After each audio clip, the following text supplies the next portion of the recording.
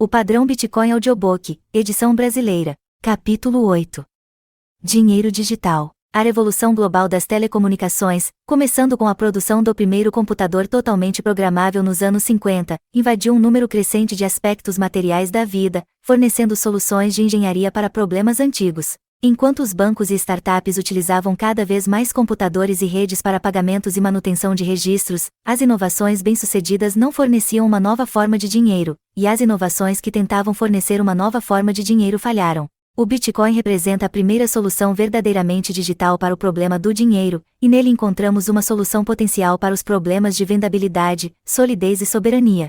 O Bitcoin operou praticamente sem falhas nos últimos 9 anos e, se continuar operando assim nos próximos 90 anos, será uma solução atraente para o problema do dinheiro, oferecendo aos indivíduos soberania sobre o dinheiro que é resistente à inflação inesperada ao mesmo tempo que também é altamente vendável no espaço, escalas e tempo. Caso o Bitcoin continue a operar como já tem feito, todas as tecnologias anteriores que os humanos empregaram como dinheiro, conchas, sal, gado, metais preciosos e papel do governo, podem parecer anacronismos curiosos em nosso mundo moderno, ábacos ao lado de nossos computadores modernos. Vimos como a introdução da metalurgia produziu soluções para o problema do dinheiro que eram superiores às miçangas, conchas e outros artefatos, e como o surgimento de cunhagem regular permitiu que moedas de ouro e prata emergissem como formas superiores de dinheiro a pedaços irregulares de metal. Vimos ainda como um sistema bancário lastreado em ouro permitiu que o ouro dominasse como padrão monetário global e levou a uma desmonetização da prata. Da necessidade de centralizar o ouro surgiu o dinheiro governamental lastreado em ouro, que era mais vendável em escala, mas com ele veio a expansão governamental da oferta de moeda e do controle coercitivo que acabou destruindo a solidez e a soberania do dinheiro.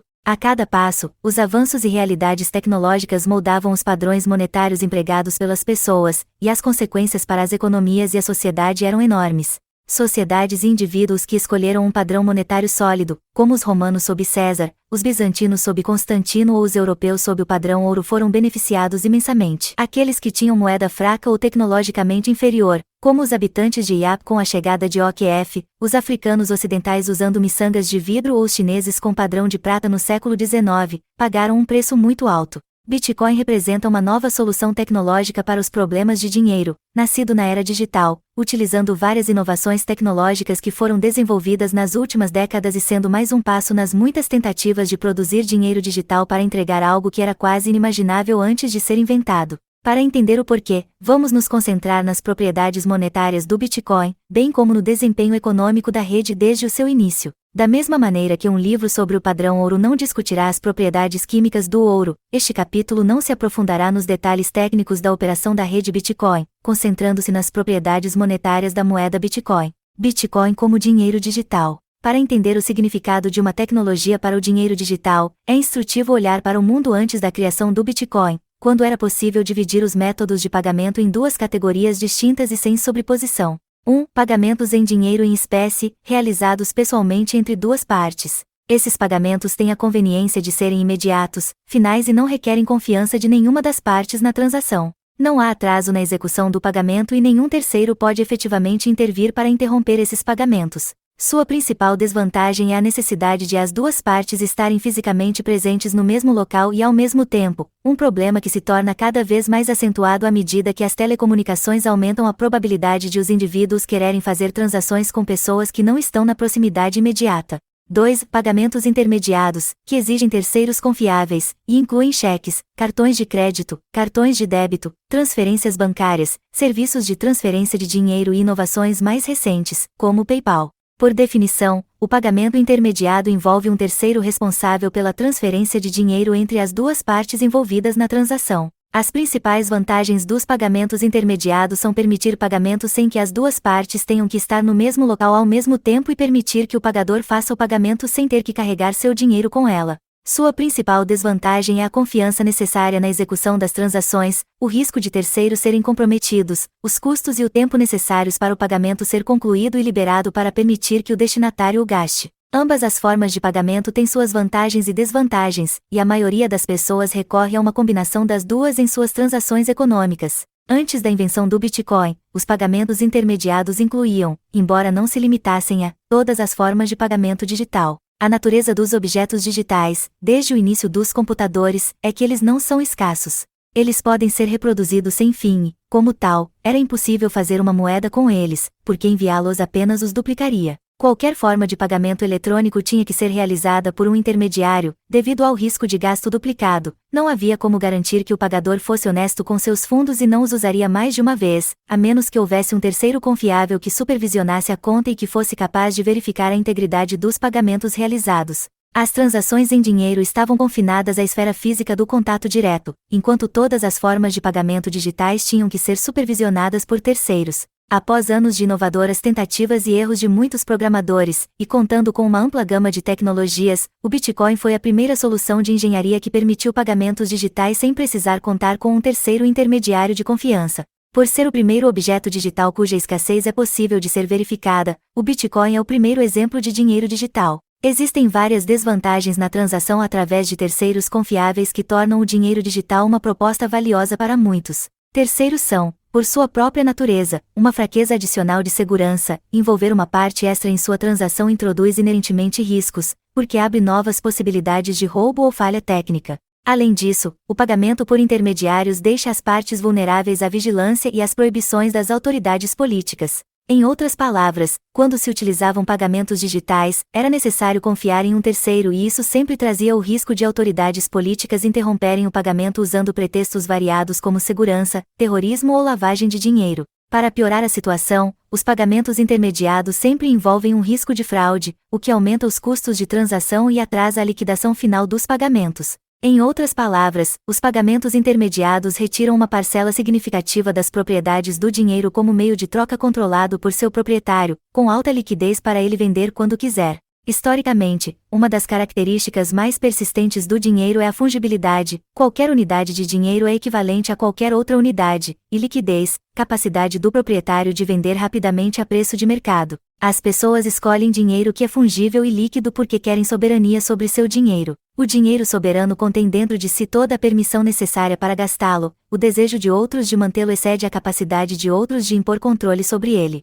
Embora os pagamentos intermediados comprometam algumas das características desejáveis do dinheiro, essas deficiências não estão presentes nas transações físicas em dinheiro. Porém, à medida que mais comércio e emprego ocorrem a longas distâncias, graças às telecomunicações modernas, as transações físicas em dinheiro tornam-se proibitivamente impraticáveis. A mudança em direção aos pagamentos digitais estava reduzindo a quantidade de soberania que as pessoas têm sobre seu próprio dinheiro e as deixava sujeitas aos caprichos de terceiros, nos quais não tinham outra opção a não ser confiar.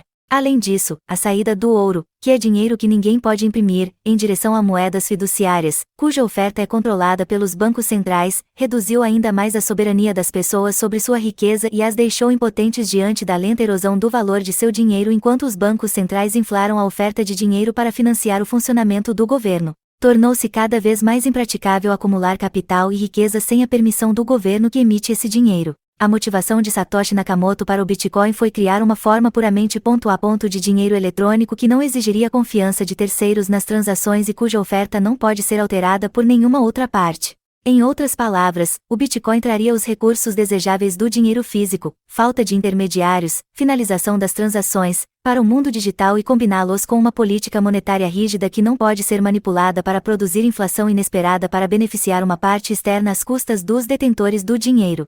Nakamoto conseguiu isso com a utilização de algumas tecnologias importantes, embora não amplamente compreendidas: uma rede distribuída ponto a ponto sem um ponto único de falha, hashing, assinaturas digitais e prova de trabalho. Nakamoto removeu a necessidade de confiança de terceiros, construindo o Bitcoin em uma base de provas e verificações muito sólidas e completas. É certo dizer que o recurso operacional central do Bitcoin é a verificação e somente por isso o Bitcoin pode remover completamente a necessidade de confiança. Toda transação deve ser registrada por todos os membros da rede para que todos compartilhem o mesmo registro de saldos e transações. Sempre que um membro da rede transfere uma soma para outro membro, todos os membros da rede podem verificar se o remetente possui um saldo suficiente e os nós competem para serem os primeiros a atualizar o registro com um novo bloco de transações a cada 10 minutos.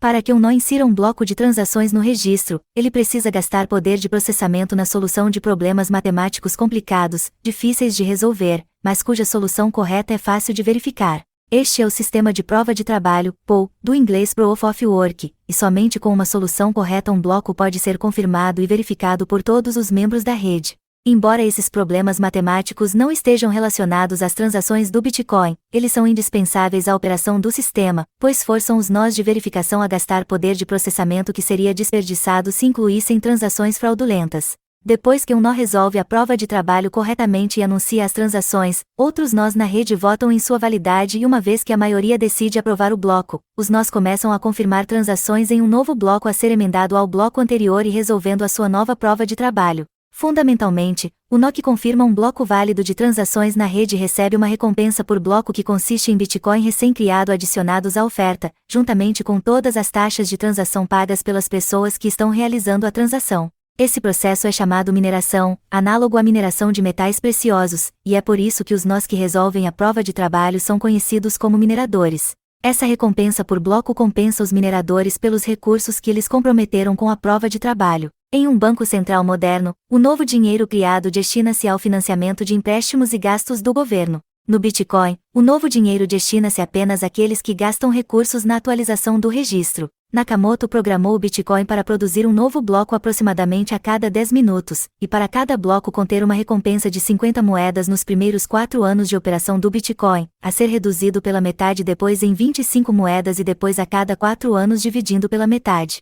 A quantidade de Bitcoin criados é pré-programada e não pode ser alterada, independentemente de quanto esforço e energia são gastos na prova de trabalho. Isso é alcançado através de um processo chamado ajuste de dificuldade, que talvez seja o aspecto mais engenhoso do design do Bitcoin. À medida que mais pessoas optam por ter e manter Bitcoin, isso aumenta o valor de mercado do Bitcoin e torna a mineração de novas moedas mais lucrativa, o que leva mais mineradores a gastar mais recursos na solução de problemas de prova de trabalho. Mais mineradores significa mais poder de processamento, o que resultaria em soluções mais rápidas para a prova de trabalho, aumentando assim a taxa de emissão de novos Bitcoin. Mas à medida que o poder de processamento aumenta, o Bitcoin aumentará a dificuldade dos problemas matemáticos necessários para desbloquear as recompensas de mineração para garantir que os blocos continuem levando cerca de 10 minutos para serem produzidos.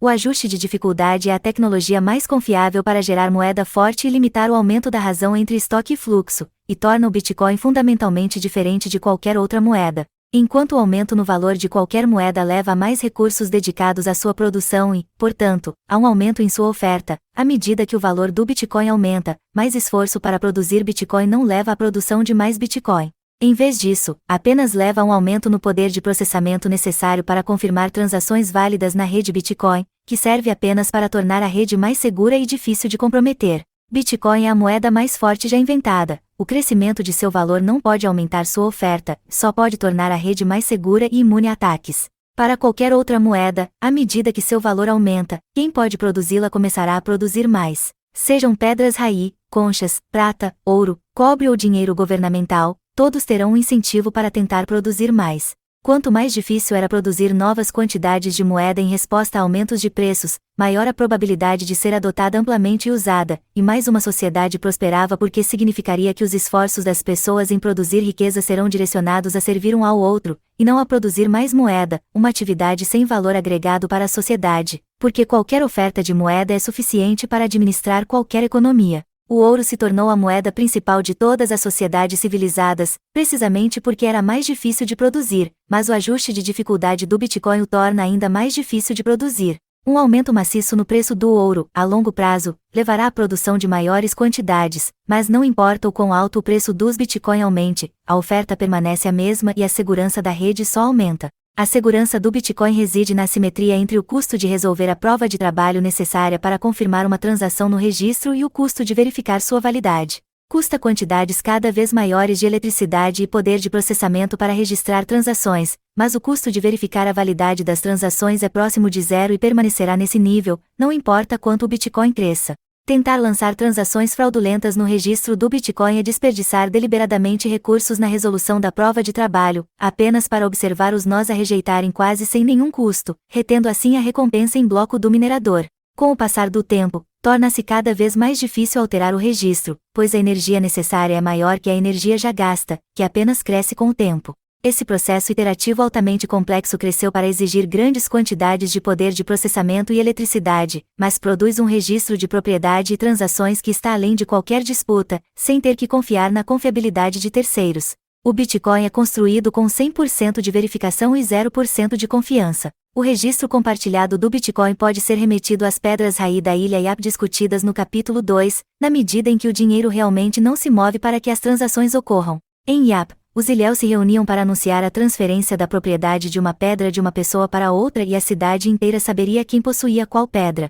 No Bitcoin, os membros da rede transmitem sua transação para todos os membros da rede que verificam se o remetente possui o saldo necessário para a transação e creditam ao destinatário. Considerando sua existência digital, elas são simplesmente entradas no registro, sendo que uma transação verificada altera a propriedade das moedas no registro, do remetente para o destinatário. A propriedade das moedas é atribuída através de endereços públicos, e não pelo nome do titular, e o acesso às moedas pertencentes a um endereço é garantido através da propriedade de uma chave privada, uma sequência de caracteres análogos a uma senha.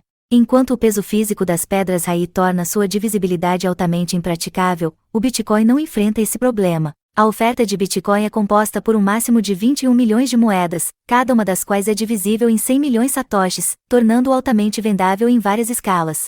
As pedras de IAP eram práticas apenas para algumas transações em uma pequena ilha com uma população pequena que se conhecia muito bem. O Bitcoin tem uma capacidade de venda muito superior através do espaço, porque o registro digital é acessível a qualquer pessoa em todo o mundo com uma conexão à internet. O que mantém os nós do Bitcoin honestos, individualmente, é que, se fossem desonestos, seriam descobertos imediatamente, tornando a desonestidade exatamente tão eficaz quanto não fazer nada, além de envolver um custo mais alto. Coletivamente, o que impede a maioria de conspirar para ser desonesto é que, se eles conseguissem comprometer a integridade do registro de transações, toda a proposição de valor do Bitcoin seria destruída e o valor dos tokens de Bitcoin entraria em colapso. O conluio custa muito, mas ele próprio levaria a sua pilhagem se tornando inútil. Em outras palavras, o Bitcoin depende de incentivos econômicos, tornando a fraude muito mais cara que suas recompensas.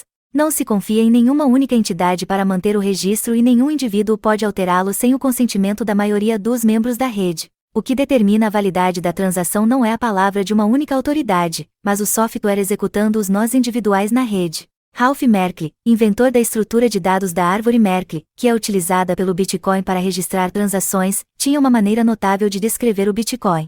Bitcoin é o primeiro exemplo de uma nova forma de vida. Ele vive e respira na internet. Ele vive porque pode pagar as pessoas para mantê-lo vivo. Ele vive porque executa um serviço útil que as pessoas pagam para executar. Ele vive porque qualquer pessoa, em qualquer lugar, pode executar uma cópia do seu código. Ele vive porque todas as cópias em execução estão constantemente conversando entre si. Ele vive porque, se uma cópia é corrompida, ela é descartada rapidamente e sem problemas. Ele vive porque é radicalmente transparente. Qualquer um pode ver seu código e ver exatamente o que faz. Não pode ser alterado. Não pode se discutir com ele. Não pode ser adulterado. Não pode ser corrompido. Não pode ser parado. Nem pode ser interrompido. Se a energia nuclear destruísse metade do nosso planeta, continuaria a viver, sem ser corrompido. Continuaria a oferecer seus serviços. Continuaria pagando as pessoas para mantê-lo vivo. A única maneira de desligá-lo é matar todos os servidores que o hospedam.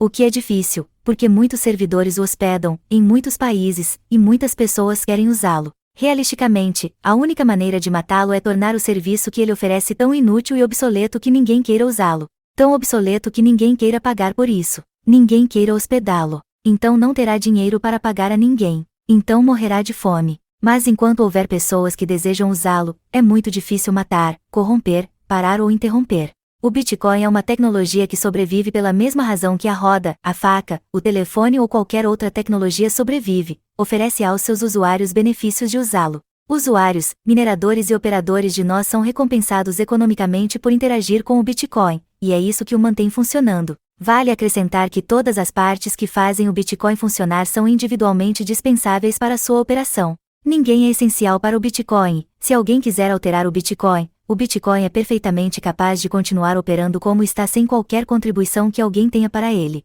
Isso nos ajudará a entender a natureza imutável do Bitcoin no capítulo 10, e porque tentativas de fazer alterações sérias no código Bitcoin levarão quase inevitavelmente à criação de um simulacro do Bitcoin, mas um que não conseguirá recriar o equilíbrio econômico de incentivos que mantém o Bitcoin operacional e imutável. Bitcoin também pode ser entendido como uma empresa autônoma que surgiu espontaneamente e que fornece uma nova forma de dinheiro e uma nova rede de pagamentos. Não há estrutura administrativa ou corporativa para essa empresa, pois todas as decisões são automatizadas e pré-programadas.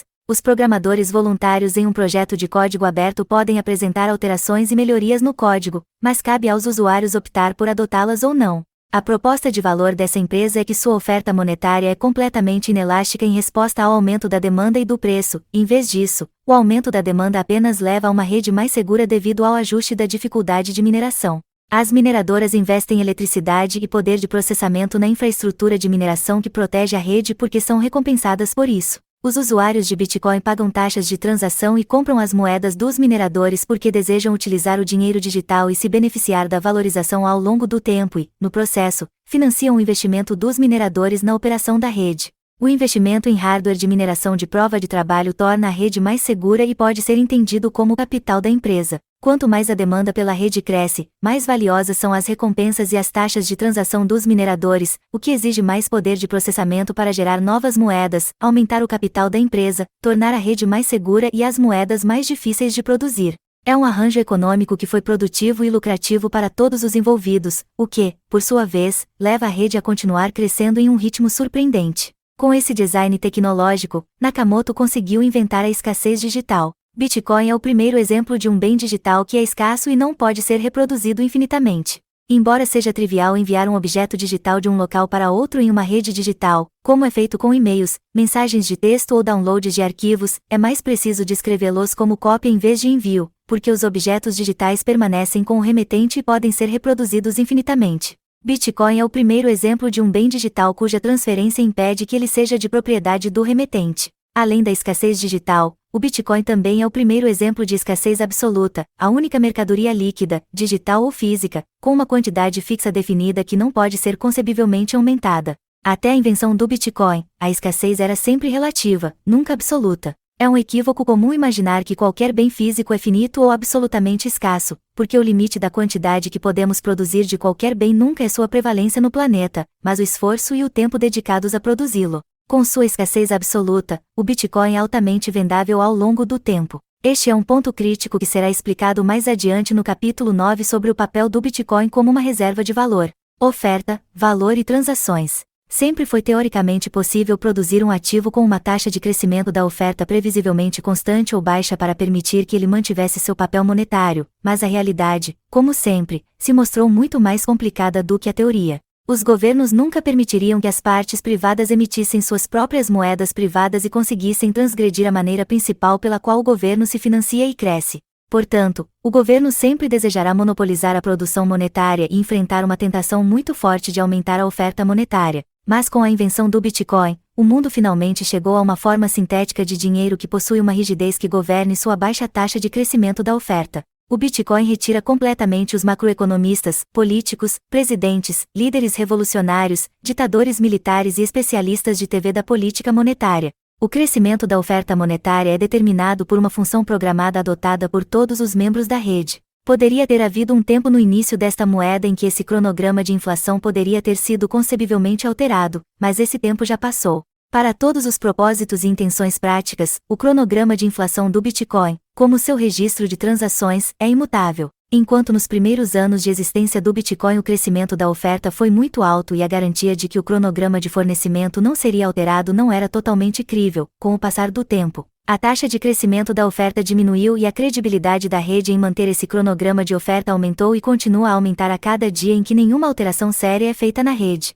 Blocos de Bitcoin são adicionados ao registro compartilhado aproximadamente a cada 10 minutos. No nascimento da rede, a recompensa do bloco minerado foi programada para 50 Bitcoin por bloco. A cada 4 anos, aproximadamente, ou após a emissão de 210 mil blocos, a recompensa do bloco cai pela metade. O primeiro halving ocorreu em 28 de novembro de 2012, após o qual a emissão de novos Bitcoin caiu para 25 por bloco. Em 9 de julho de 2016, caiu novamente para 12,5 moedas por bloco e cairá para 6,25 em 2020. De acordo com esse cronograma, a oferta continuará a aumentar a uma taxa decrescente, aproximando-se assintoticamente a 21 milhões de moedas em algum momento do ano 2140, momento no qual não haverá mais Bitcoin emitidos. Como novas moedas são produzidas apenas com a emissão de um novo bloco, e cada novo bloco requer a solução dos problemas de prova de trabalho, há um custo real para a produção de novos Bitcoin. À medida que o preço dos Bitcoin aumenta no mercado, mais nós entram para competir pela solução da prova de trabalho para obter a recompensa em bloco, o que aumenta a dificuldade dos problemas de prova de trabalho, tornando mais caro obter a recompensa. O custo de produzir um Bitcoin geralmente aumentará juntamente com o preço de mercado. Depois de definir esse cronograma de crescimento da oferta, Satoshi dividiu cada Bitcoin em 100 milhões de unidades, que mais tarde foram nomeadas Satoshis em sua honra pseudônima. Dividir cada Bitcoin em 8 dígitos significa que a oferta continuará a crescer em uma taxa decrescente até por volta do ano 2140, quando todos os dígitos forem preenchidos e chegarmos a 21 milhões de moedas. A taxa decrescente de crescimento, no entanto, significa que os primeiros 20 milhões de moedas serão mineradas por volta do ano 2025, deixando 1 milhão de moedas para ser extraído por mais um século. O número de novas moedas emitidas não é exatamente o previsto pelo algoritmo, porque novos blocos não são extraídos com precisão a cada 10 minutos, porque o ajuste da dificuldade não é um processo preciso, mas uma calibração que se ajusta a cada 2 semanas e pode ficar aquém ou ultrapassar seu objetivo, dependendo de quantos novos mineradores ingressarem no negócio de mineração. Em 2009, quando pouquíssimas pessoas usavam Bitcoin, a emissão estava muito abaixo do previsto, enquanto em 2010 estava acima do número teórico previsto a partir da oferta. Os números exatos variarão, mas essa variação do crescimento teórico diminuirá à medida que a oferta crescer. O que não varia é o limite máximo de moedas e o fato de a taxa de crescimento da oferta continuar a diminuir à medida que um número cada vez menor de moedas é adicionado a um estoque cada vez maior de moedas. Até o final de 2017, 16,775 milhões de moedas já foram mineradas, constituindo 79,9% de todas as moedas que já existirão. O crescimento anual da oferta em 2017 foi de 4,35%, caindo de 6,8% em 2016. Uma análise mais detalhada do cronograma de oferta de Bitcoin nos próximos anos nos forneceria essas estimativas para a taxa de fornecimento e crescimento. Os números reais certamente variarão disso, mas não muito. Esta exposição pode nos ajudar a avaliar a vendabilidade do Bitcoin e como cumpre as funções do dinheiro. Com sua taxa de crescimento da oferta ficando abaixo do ouro até o ano 2025, o Bitcoin tem restrições de oferta que podem fazer com que ele tenha uma demanda considerável como uma reserva de valor, em outras palavras, pode ter vendabilidade ao longo do tempo. Sua natureza digital que facilita o envio seguro para todo o mundo o torna vendável no espaço de uma maneira nunca vista com outras formas de dinheiro, enquanto sua divisibilidade em 100 milhões de satoshis o torna vendável em escala. Além disso, a eliminação de controle por intermediários do Bitcoin e a quase impossibilidade de qualquer autoridade o depreciar ou confiscar o liberta das principais desvantagens do dinheiro governamental. Como a era digital introduziu melhorias e eficiências na maioria dos aspectos de nossa vida, o Bitcoin apresenta um tremendo avanço tecnológico na solução monetária para o problema de troca indireta, talvez tão significativo quanto a mudança de gado e sal para ouro e prata. Enquanto as moedas tradicionais estão continuamente aumentando em oferta e diminuindo em poder de compra, o Bitcoin até agora testemunhou um grande aumento no poder de compra real, apesar de um aumento moderado, mas decrescente e limitado, em sua oferta. Como os mineradores que verificam as transações são recompensados com Bitcoin, eles têm um forte interesse em manter a integridade da rede, o que, por sua vez, faz com que o valor da moeda aumente. A rede Bitcoin começou a operar em janeiro de 2009 e foi por um tempo um projeto obscuro usado por algumas pessoas em uma lista de e-mails de criptografia. Talvez o marco mais importante na vida do Bitcoin tenha sido o primeiro dia em que os tokens nessa rede deixaram de ser economicamente inúteis para terem um valor de mercado, validando que o Bitcoin passou no teste de mercado. A rede operou com sucesso suficiente para que alguém estivesse disposto a usar dinheiro real para possuir alguns de seus tokens. Isso aconteceu em outubro de 2009, quando uma plataforma online chamada New Liberty Standard vendeu Bitcoin a um preço de US cifrão 0,000994. Em maio de 2010, a primeira compra no mundo real com Bitcoin ocorreu, quando alguém pagou 10 mil Bitcoin por 2 pizzas no valor de US $25, colocando o preço de um Bitcoin em US $0,0025. Com o tempo, mais e mais pessoas ouviram falar do Bitcoin e se interessaram em comprá-lo, e o preço continuou a subir ainda mais. A demanda do mercado por um token de Bitcoin deriva do fato de que eles são necessários para operar o primeiro, e à primeira vista o único, sistema de dinheiro digital funcional e confiável. O fato de que essa rede foi bem sucedida operacionalmente nos seus primeiros dias deu ao seu token digital um valor colecionável entre pequenas comunidades de criptógrafos e libertários, que tentaram minerá-lo com seus próprios PCs e até começaram a comprá-lo um do outro. Que os tokens eram estritamente limitados e não puderam ser replicados ajudou a criar esse status colecionável inicial. Depois de ser adquirido por indivíduos para usar na rede Bitcoin e ganhar valor econômico, o Bitcoin começou a ser monetizado por mais pessoas, que passaram a usá-lo como reserva de valor. Essa sequência de atividades está em conformidade com a teoria da regressão de Ludwig von Mises sobre as origens do dinheiro, que afirma que um bem monetário começa como um bem de mercado e é depois usado como meio de troca. O status colecionável do Bitcoin entre pequenas comunidades não é diferente do valor ornamental de conchas, pedras raí e metais preciosos, a partir do qual passaram a adquirir um papel monetário que aumentou significativamente o seu valor. Sendo novo e apenas começando a se espalhar, o preço do Bitcoin flutuou descontroladamente à medida que a demanda flutuava, mas a impossibilidade de aumentar a oferta arbitrariamente por qualquer autoridade em resposta a picos de preços explica o aumento meteórico no poder de compra da moeda. Quando há um aumento na demanda por Bitcoin, os mineradores de Bitcoin não podem aumentar a produção além do cronograma definido como os mineradores de cobre, e nenhum banco central pode intervir para inundar o mercado com quantidades crescentes de Bitcoin como Greenspan sugeriu que os bancos centrais façam com seu ouro. A única maneira de o mercado atender à crescente demanda é que o preço suba o suficiente para incentivar os detentores a vender algumas de suas moedas para os recém-chegados. Isso ajuda a explicar por que, em 8 anos de existência, o preço de um Bitcoin passou de US cifrão 0,000994 em 5 de outubro de 2009, em sua primeira transação registrada, para US $4.200 em 5 de outubro de 2017, um aumento de 422.520.000% em 8 anos e uma taxa de crescimento anual composta de 573% ao ano. Para que o preço do Bitcoin suba, as pessoas devem mantê-lo como uma reserva de valor e não apenas gastá-lo. Sem várias pessoas dispostas a manter a moeda por um período de tempo significativo, a venda contínua da moeda manterá seu preço baixo e impedirá que ela se aprecie. Em novembro de 2017, o valor de mercado total de todos os Bitcoin em circulação estava na faixa de US $110 bilhões, dando um valor maior do que a oferta monetária ampla das moedas nacionais da maioria dos países. Se o Bitcoin fosse um país, o valor de sua moeda seria a 56ª maior moeda nacional do mundo, aproximadamente na faixa do tamanho da oferta monetária do Kuwait ou Bangladesh,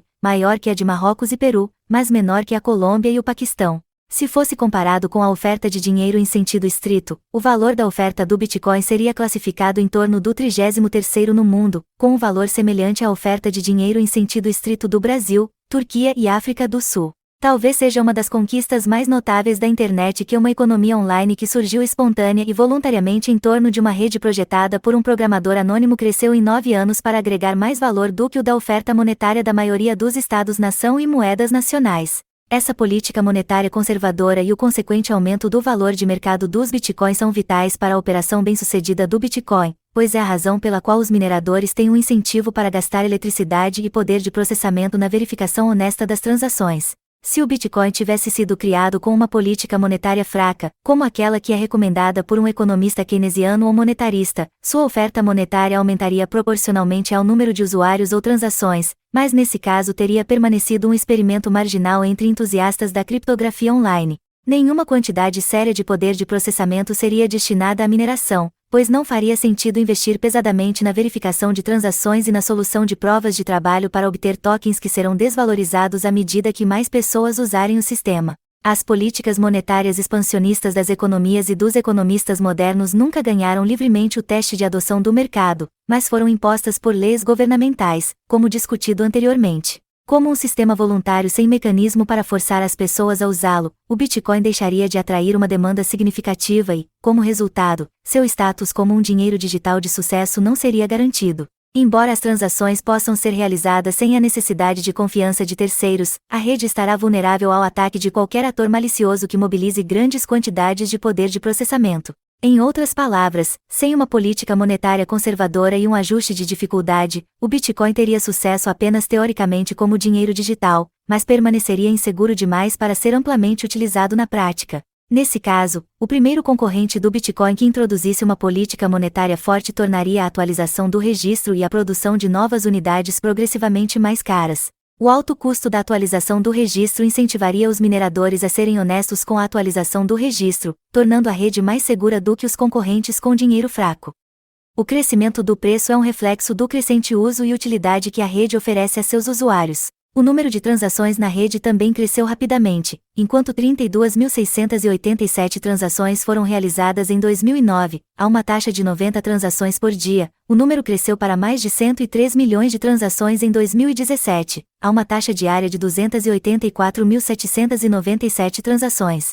O número acumulado de transações está se aproximando de 300 milhões de transações em janeiro de 2018. Embora o crescimento nas transações seja impressionante, ele não corresponde ao crescimento no valor do estoque total da moeda Bitcoin, como pode ser evidenciado pelo fato de que o número de transações é muito menor do que o que seria transacionado em uma economia cuja moeda tem o valor da oferta de Bitcoin. 300 mil transações diárias é o número de transações que ocorrem em uma cidade pequena, não em uma economia de tamanho médio, que é aproximadamente o valor da oferta de Bitcoin. Além disso, com o tamanho atual dos blocos de Bitcoin sendo limitado a 1 megabyte, 500 mil transações por dia estão próximas do limite superior que pode ser realizado pela rede Bitcoin e registrado por todos os pares da rede. Mesmo quando esse limite é atingido e sua presença é bem divulgada, o crescimento do valor da moeda e do valor das transações diárias não diminui. Isso sugere que quem adota o Bitcoin o valoriza mais como uma reserva de valor do que um meio de troca, como será discutido no capítulo 9. O valor de mercado das transações também aumentou ao longo da vida útil da rede. A natureza peculiar das transações de Bitcoin dificulta a estimativa precisa do valor exato das transações em Bitcoin ou dólares americanos, mas uma estimativa de limite inferior vê um volume médio diário de cerca de 260 mil Bitcoin em 2017, com um crescimento altamente volátil ao longo da vida útil do Bitcoin.